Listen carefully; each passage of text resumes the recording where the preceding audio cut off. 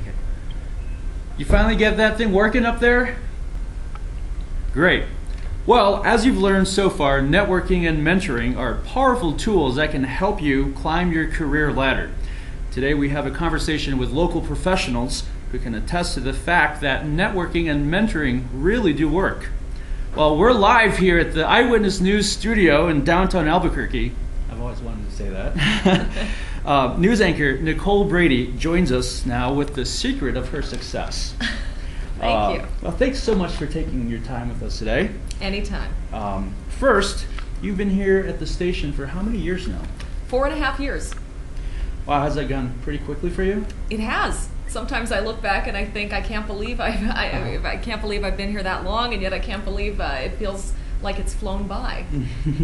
Well, tell us briefly, what other stations have you worked at before coming here to Albuquerque?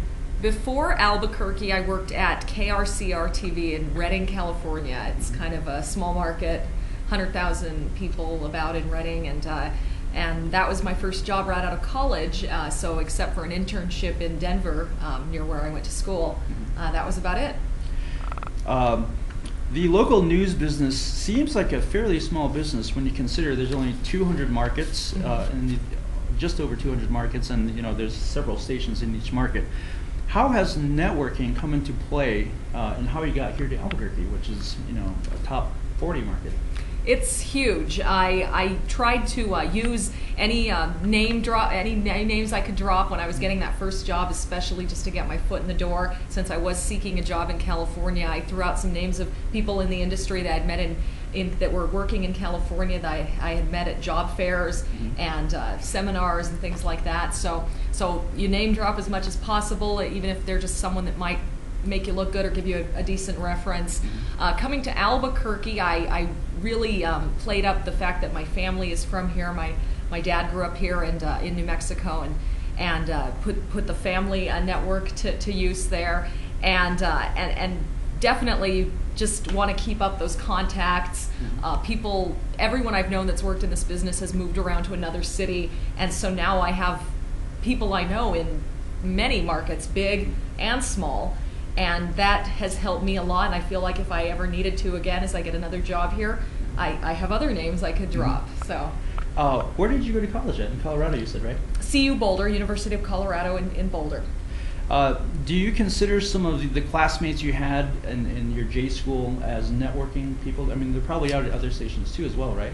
Absolutely, yes, and I have kept in contact with those classmates as well. Some of them went on to work in similar jobs as myself. Others aren't in journalism at all anymore, but the ones especially that I've that did end up in TV news, we've without even trying too hard have run across each other's paths because this business is so small, like you said. Yeah. Well, what kind of advice can you give to college students who are looking for their first job, and how do they find their first network? Good question. I would say definitely start with keeping good contacts with your classmates and your teachers. The professors really were influential for me, and they knew people too, and they wanted to help you get out there. And so if you have professors that are interested in helping you get a job, they're going to work their networks and help you that way. So I would start with just what you have right there at school. As you're looking for a job, the best thing I can say to do, one thing I did that was great, was go to those conferences, seminars, and get involved in programs like that allow you to meet other journalists from different places, and then you meet them and you make connections with these people from all the 50 states and all over the business. One last question here. For people interested in a broadcasting career, what's the biggest piece of advice you can give to land their first job? Don't give up easily. One of the things I think that people that I knew that didn't end up getting a job, they just didn't try hard enough, and they gave up too soon, and I think they thought it was just too hard. You're going to have to send out lots of tapes. If you're going for an on-air job, if you're going for a producer job, you're going to have to send out scripts and resumes and things like that. And I personally think it's never a bad idea to take the first job you're offered.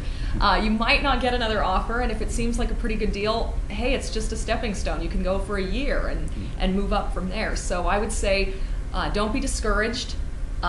Look at all offers and be willing to move around, especially for that first job. You can always come back to where you're from or where you want to be, and yeah, I guess that's the advice. Okay, I do have one final question. Mm-hmm. Is it a fashion faux pas for a news anchor to wear a black blazer, a gray shirt, and a blue tie? Not at all. No, I think it looks great. Well, Nicole Brady, thank you very much for your time with us. We really appreciate it. Thank you, Bronson. Coming up next, Nicole's co-anchor, Tom Joles, has a conversation with us. Tom has anchored Eyewitness News here for how many years? 20. For 20 years. And since then, numerous anchors and reporters have come and gone here at Channel 4, and he talks with us about mentoring as just as important as networking and climbing the career ladder. But first, let's take a few moments for a classroom exercise. Back to you, Bronson.